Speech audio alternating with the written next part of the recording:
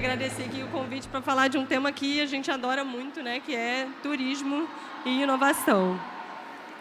Eu queria agradecer também, e a gente está cheio de case para apresentar, então vamos começar, porque são 20 minutos, já está correndo, já só são 19.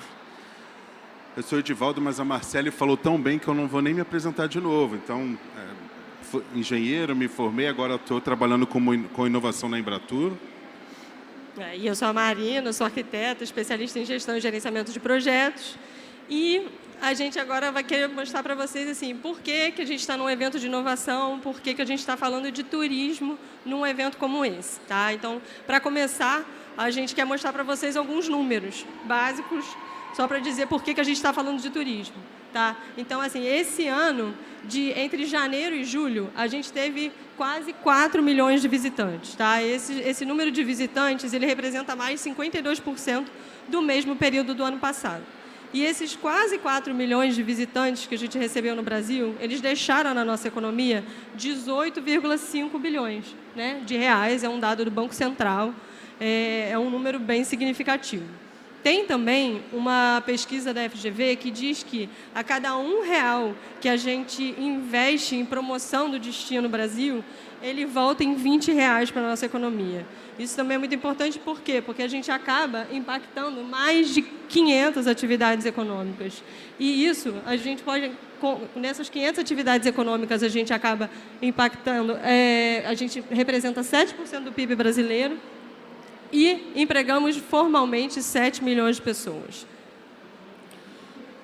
Esses números são incríveis, acho que é mais para fomentar todo mundo a pensar o turismo como geração de renda. E agora, como é que a inovação pode ajudar e isso ser importante para fazer essa vinculação?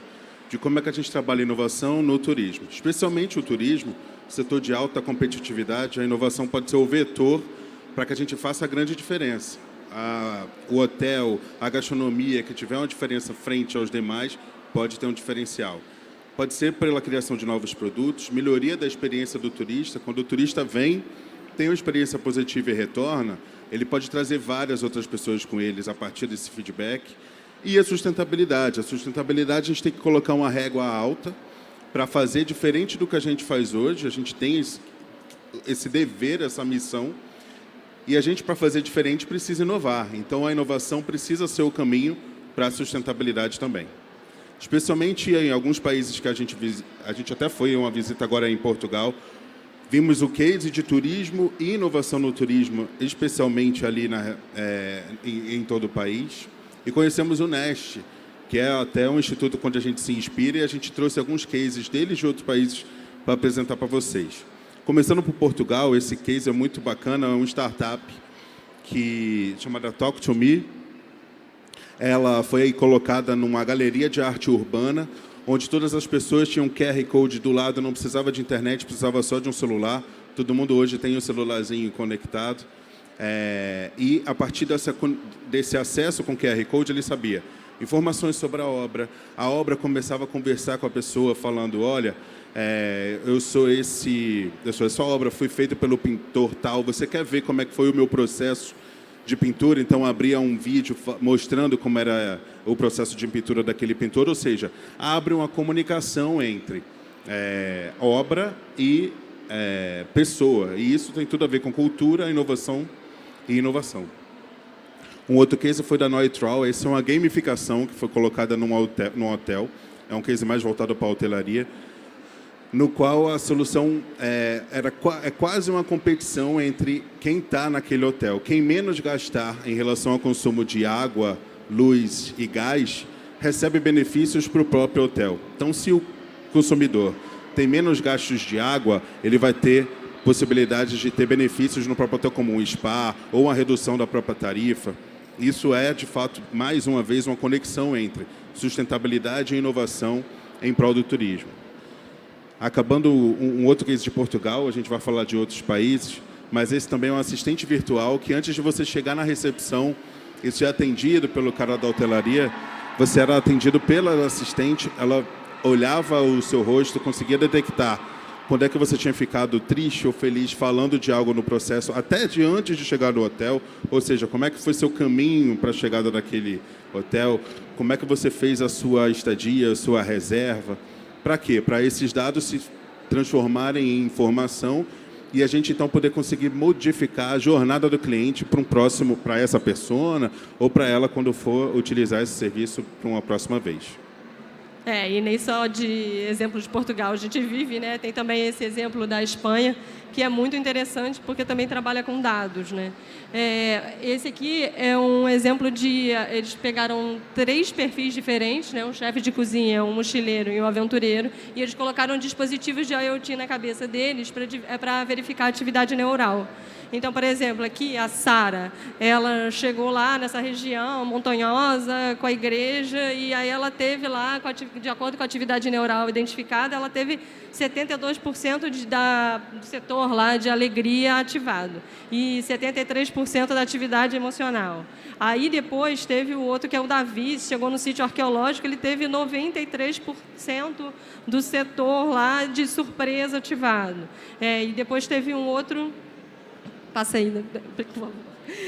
O Fabiano chegou nesse lugar aí e falou, caramba, 84% do setor do cérebro dele de curiosidade foi ativado. Por que isso é interessante para o turismo? Porque você pode, por exemplo, você é uma agência de viagem. Você pode pegar e fazer um roteiro para a Sara que envolva, sei lá, turismo religioso, porque ela ficou emocionada quando viu a igreja. Enfim, você pode fazer, com esses dados, você usa eles de forma a melhorar a experiência de cada um ou fazer alguma coisa mais personalizada. Tem esse exemplo de Copenhagen também, que é muito interessante, que é o seguinte, é um designer que ele pegou umas algas que estavam lá, por exemplo, como se fosse a nossa gigoga aqui no Rio de Janeiro, né? Que às vezes elas se espalham tanto que você tem que tirá-la de lá. Então, ele usou essas algas para fazer luminárias. E aí, o que é interessante disso? Né? Tem 2 pontos. Primeiro, que isso é completamente sustentável. Você usa o material do lugar para fabricar produtos. E outro é também para mostrar que nem sempre inovação é exclusivamente tecnologia.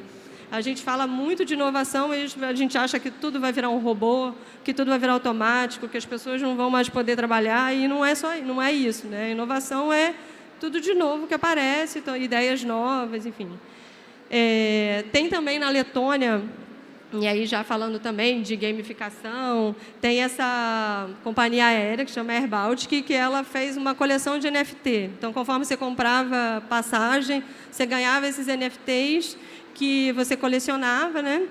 E aí, lá na frente, você podia trocar por desconto. Então, a pessoa... ela comprava e ela falava, nossa, que legal, estou com um cupomzinho aqui, um NFT para colecionar. Então, também era uma forma de fomentar comprar sempre no mesmo lugar. Foi um jeito que a Air Baltic achou de fidelizar os seus clientes. E também no Egito, por exemplo, na época da pandemia, o turismo foi um setor que ficou muito parado, sofreu demais na época da pandemia, porque o que a gente quer com o turismo é também assim, a inovação, mas a gente não quer tornar tudo remoto. Então, assim, o turismo, a gente quer viver o lugar, quer viver as experiências do lugar, quer viver cada vez melhor. Então, esse museu, o Museu Egípcio do Cairo, ele fez como se fosse um tour virtual. Na altura da pandemia, isso foi muito útil, por quê? Porque você conseguia viver aquele lugar num momento que você estava trancado em casa. Hoje, ele acaba servindo como se fosse um teaser. Eu quero ir lá ver o que tem nesse museu, deixa eu ver se vale a pena eu ir lá. E aí, é um jeito de, hoje em dia, você transpor isso para outras atividades também. Eu tenho aqui... sei lá, uma agência de viagem que tem um tour para fazer um rafting. Aí ele vai e faz primeiro um vídeo para essa pessoa saber se ela quer viver aquilo. E aí a gente apresentou alguns cases de fora do país, mas a gente pensa, o que é que a gente pode fazer aqui, especialmente sendo da Embratur, né? A Embratur é a Agência Brasileira de Promoção Internacional do Turismo. Esse é o nosso objetivo, fazer o aumento dos números de voos internacionais para o Brasil. E da nova gestão para cá foram criadas 3 áreas, sustentabilidade, dado e inovação. Especialmente na inovação, a gente criou esse projeto Embratur Lab, que a gente tem 3 pilares de atuação. Um pensado em acelerações, inovação aberta e digitalização. E aí, falando pode ir. falando um pouquinho das nossas acelerações, que são esses programas que a gente faz para, como o Edivaldo comentou, né? O que a gente quer? A gente quer melhorar a experiência do turismo através de experimentações. Então, o que a gente faz? A gente procura problemas, as dores do turista hoje e tenta resolvê-las. Então, a gente, lá, na altura do Web Summit, que teve em maio, a gente lançou o nosso primeiro programa de aceleração, que ele era baseado, inclusive, numa pesquisa da FEComércio, em que eles entrevistaram 900 pessoas na sala de embarque quando estavam saindo do Brasil. E nisso eles conseguiram identificar pontos positivos e pontos negativos. A gente pegou os dados dessa pesquisa e esses foram os temas que a gente trabalhou nessa aceleração. O interessante da aceleração, o que a gente faz? A gente, esse é o problema que a gente quer resolver. A gente abre um chamamento público, abre um edital pela Embratur e, com isso, as startups se inscrevem. Isso já foi muito legal, porque a gente já recebeu 180 inscrições. Então, assim, é interessante porque a gente vê que o pessoal está enxergando no turismo uma possibilidade de trabalhar.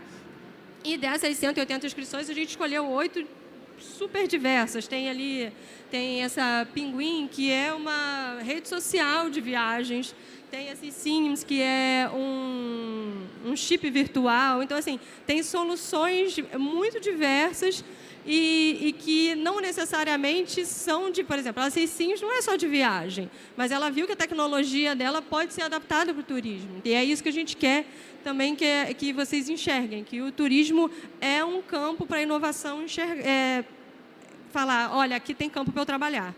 Tá? E aí, também falando de uma outra aceleração muito rapidinho, é o Conecta Igu, que é um grande parceiro nosso também, que é com o Parque Tecnológico de Itaipu, lá na região de Foz do Iguaçu, que é uma região de tríplice fronteira.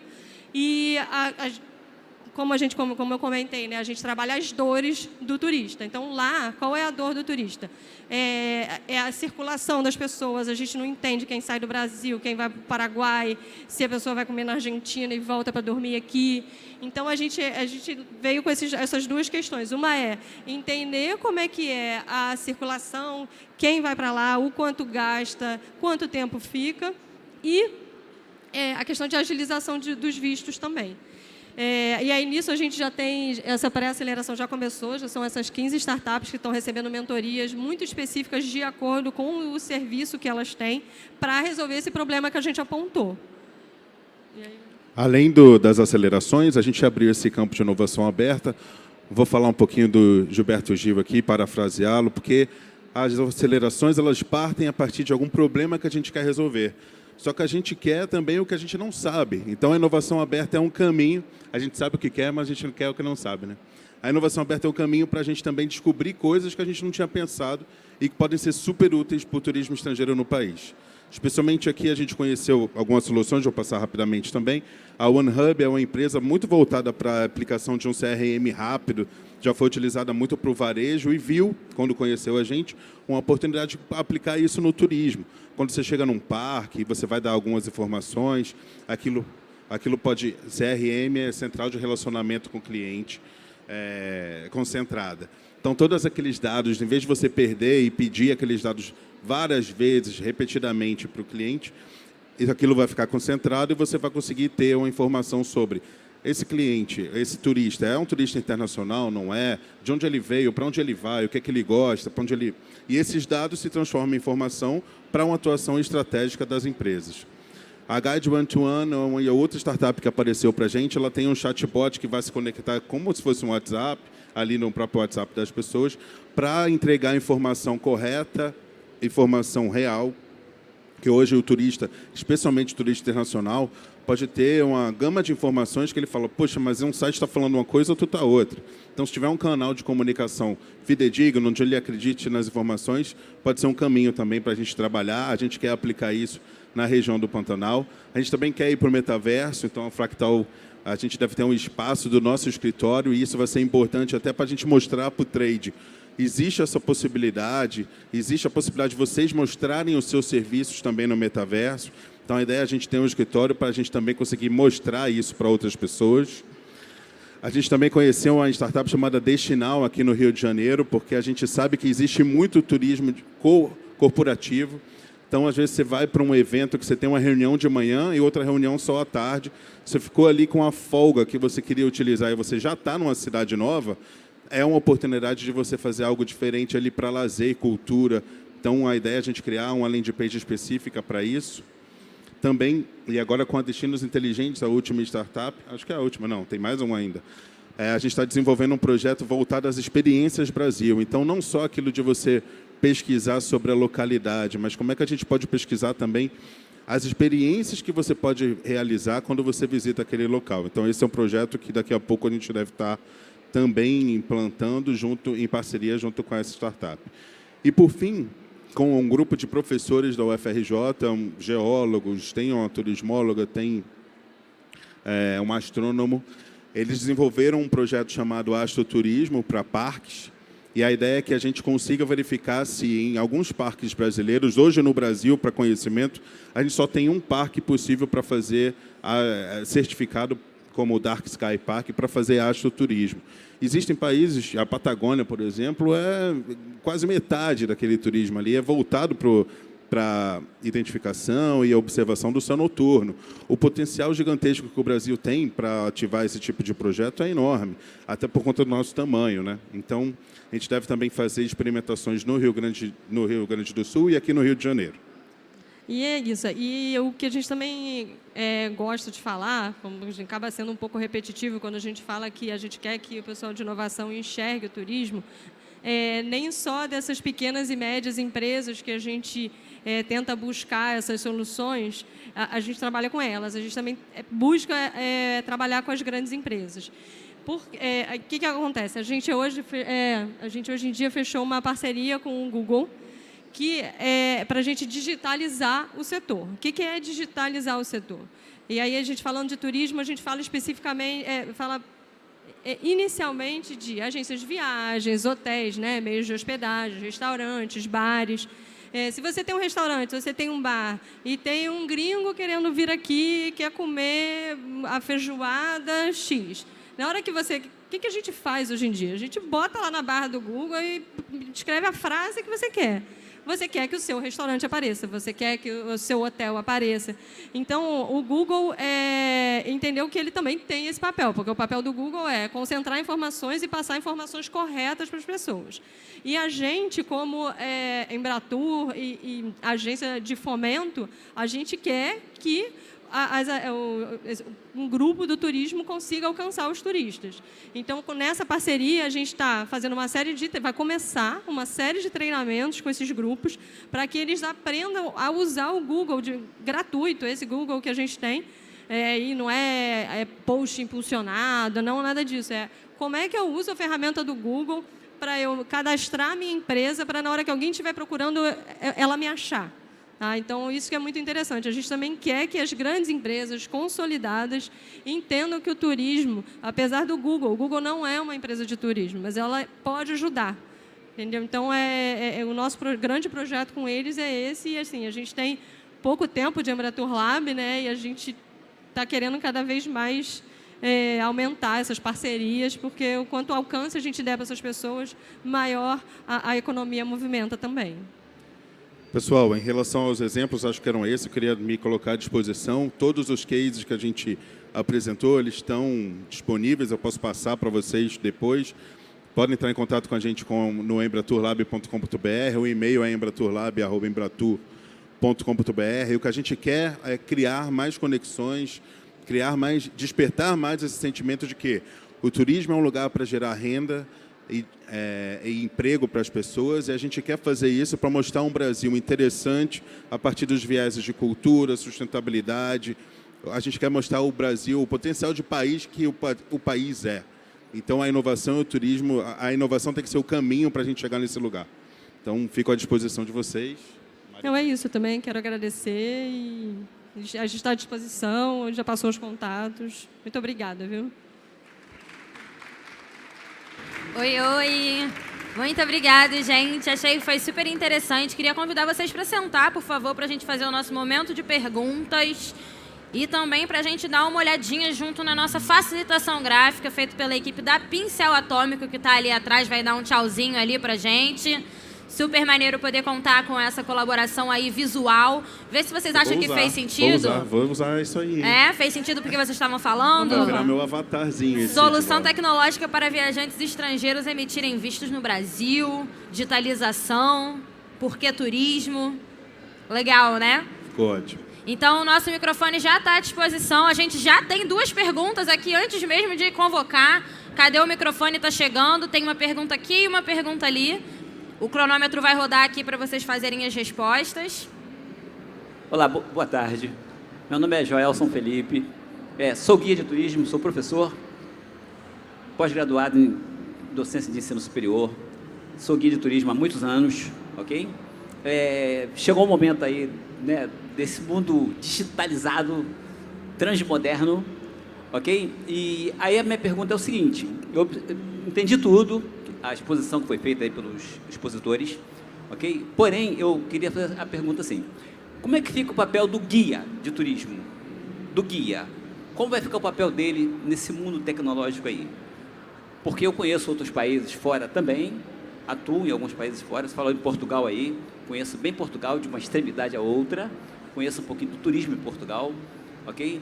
Mas aqui no Brasil, eu vejo aqui uma complicação com relação ao guia de turismo. E isso aí é um assunto muito sério, muito importante para o Brasil, em termos de projeção internacional, porque o Brasil é uma riqueza maravilhosa, realmente. A minha pergunta é essa: como fica o papel do guia neste momento aí de tantas tecnologias? Massa. Enquanto Obrigado. vocês vão responder, eu vou pedir para reforçar que a gente vai ter espaço só para 2 perguntas, então resposta rapidinha, próxima pergunta rapidinha, e vocês vão estar lá no Lounge Papo Reto. Então a conversa não termina aqui, a conversa continua. Esse aqui é só um momento para a gente aquecer. Pode responder. Em relação especificamente aos guias, a gente começou até um papo muito legal com a FAETEC, tem pouco tempo. A gente pretende fazer um projeto lá para fomentar, inclusive, que as empresas do trade conheçam o potencial dos alunos que ali têm. O que me impressionou bastante é que eu não tinha, não estava vendo, inclusive, essa conexão entre possibilidades de estágio dos guias nas grandes empresas. Acho que esse é um primeiro caminho que a gente precisa fazer, dar visibilidade a esse potencial existente. Segundo, a própria aceleração que a Mari apresentou, a gente mostra algumas startups. Eu acho que a gente, em relação aos guias, tem uma possibilidade de escalonamento de atividade e não de redução. 2 dessas startups, só lembrando da nossa primeira aceleração que foi lançada, uma promove conexão entre pessoas que querem destinos específicos e os guias que estão disponibilizados dentro daquela plataforma. Então, você ter possibilidade de mostrar o trabalho desses guias e deixá-los mais acessíveis às pessoas. E isso especialmente em relação ao turista estrangeiro, que vai chegar no Brasil e vai falar: mas com quem que eu posso falar, com quem que eu posso me comunicar? Ali vão estar um catálogo de pessoas com que ele pode se comunicar e falar. A gente precisa dar voz, visibilidade para os trabalhos que hoje já são feitos e mais. Melhorar isso para que a gente possa fazer melhores e maiores conexões. Então, acho que esses são 2 caminhos. Um primeiro, visibilidade. Um segundo, possibilitar que a tecnologia e a inovação abra espaço para que esses trabalhos sejam revelados. Perfeito. Próxima pergunta. Boa tarde, meu nome é Alexandre, eu sou instrutor aqui do Senac, mas eu não tenho nada a ver com turismo, não. Eu sou só um admirador. Estou trazendo a minha turma aqui de assistentes de administração. Oi, turma. E eles estão... Aliás, vocês estão de parabéns pela forma como vocês expuseram o tema, foi sensacional. A gente está tratando disso na nossa matéria. Mas eu tenho 3 perguntas, são pequenas, mas são 3 perguntas. E um comentário, talvez. Quando você falou daquela empresa que atende a disponibilidades curtas, né? Quando você mencionou uma das startups, eu lembrei daquelas pessoas que fazem, como é que se chama? Escalas no Brasil e ficam algumas horas, né? Elas também podiam ser atendidas por ela, imagino. Outra coisa que eu queria sugerir, talvez é uma reflexão antiga minha, que vem de um professor, um grande professor que eu tive, que era fascinado pelos fortes brasileiros, os fortes antigos, as fortificações. E ele dizia: puxa vida, isso é tão pouco explorado, não sei por que a gente não enxerga o potencial desses fortes. Chama-se Manuel Sanches, é um cientista político sensacional. Eu não sei, acho que ele está aposentado, não sei nem se ele está morando no Brasil, mas eu queria muito que ele pudesse ouvir a sua resposta. E é uma sugestão que eu acho que vocês deviam atender. E outra coisa, é uma experiência minha. Eu passei em Nova York, Seattle, estive no Havaí também, e todos esses lugares eu vi aqueles aqueles binóculos que você, quando você vai para um lugar onde há uma vista linda, e o Brasil é repleto dessas vistas, né? A gente consegue ver os skylines, né? E através daqueles óculos específicos, você bota uma moedinha ali e consegue enxergar, eles mostram o skyline, né? O que está onde. Quer dizer, eu chego eu venho visitar o Rio de Janeiro, eu não conheço o Rio de Janeiro. Talvez eu pudesse, do Corcovado, saber onde fica a Lapa. Isso talvez seria interessante. Eu acho que isso é um super potencial que a gente podia ter, né, em todas as cidades do Brasil. Não sei e deve ser baratíssimo. Eu acho que não precisa nem de muita tecnologia. Eu acho que é isso. E o uso do Google, por fim. Você falou que vai fazer um curso sobre o uso do Google. Ele vai ser aberto? A gente vai poder fazer online? É de graça? Como é que vai ser isso? Mas somente o professor é capaz de articular tantas perguntas assim, né? Muito É obrigada. lembrar agora, a gente de repente vai de trás para frente. Ok. Eu ia responder a última para a primeira. Exato. Então tá. Então, em relação ao Google, sim, esses treinamentos vão ser abertos. O nosso primeiro treinamento, inclusive, vai ser no dia 21 de setembro, às 2 horas, no YouTube da Embratur. Tá? É só entrar no canal do YouTube da Embratur e aí vai estar disponível. E aí depois a gente vai divulgando as outras agendas de treinamento. Agora vamos lembrar das outras. A última, sobre o binóculo, eu acho que essa é uma super sugestão para a gente pensar, inclusive incentivar aos alunos do SENAC, porque eu acho que a nossa missão não é nem deixar o dispositivo pronto, é fazer a ponte para que isso aconteça. Então, acho que é um super caminho, acho que de fato tem viabilidade se eu fosse observar em relação a cases de outros países e agora. Eu investiria nessa startup, né? Então, se o aluno da SENAC achar que, olha, essa ideia é interessante, eu quero investir nisso, a gente cria a ponte para que isso aconteça. Então, é bom que a gente está na arena desperta para despertar essas possibilidades. A outra... Só um parêntese sobre isso, é porque quando a gente fala que a gente é Embratur Lab, né, a gente é um laboratório de experimentos. Então, a ideia é sempre essa. Surgiu uma ideia boa, a gente viu que faz sentido, a gente testa num ambiente menor, poxa, teve procura, realmente... só falou-se bem do binóculo. Então, vamos fazer em outros lugares? Então, é isso. A gente faz num ambiente controlado e depois espalha. E aí, agora, só fazendo também a ponte com... Você perguntou da empresa em relação às escalas. A gente vai começar a fazer um teste com essa empresa em áreas de congresso. E aí, de repente, a gente já pode fazer a sua ideia depois. Deu certo? Teve procura? Aí, vamos para o aeroporto, entendeu? Aí, eu acho que é exatamente isso. A nossa ideia é sempre ir experimentando. Deu certo, a gente ganha escala.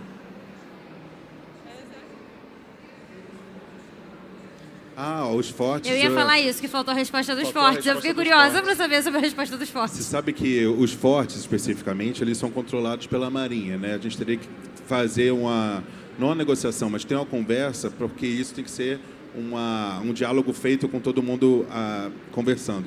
Mas eu tive esse diálogo com o professor Carlos Lidizia, da UF, foi muito interessante, porque eu acho que o estudo dele, inclusive, era voltado para a utilização desses fortes. E, cara, é um potencial, especialmente para o Rio de Janeiro. Quero fazer mais um convite, então, aos alunos SENAC. Já existem esses estudos, eu acho que é uma possibilidade da gente fomentar a elaboração de um projeto de uma startup ou de uma empresa. Um turismo voltado à utilização das fortalezas da cidade. Então, é super bem-vindo, obrigado pelas sugestões. A ideia aqui é a gente, de fato, entender e mostrar que a inovação no turismo pode gerar fonte inesgotável em relação a comer, dormir, visitar, comprar. Isso é muita coisa, então tem muita possibilidade para a gente desenvolver algo.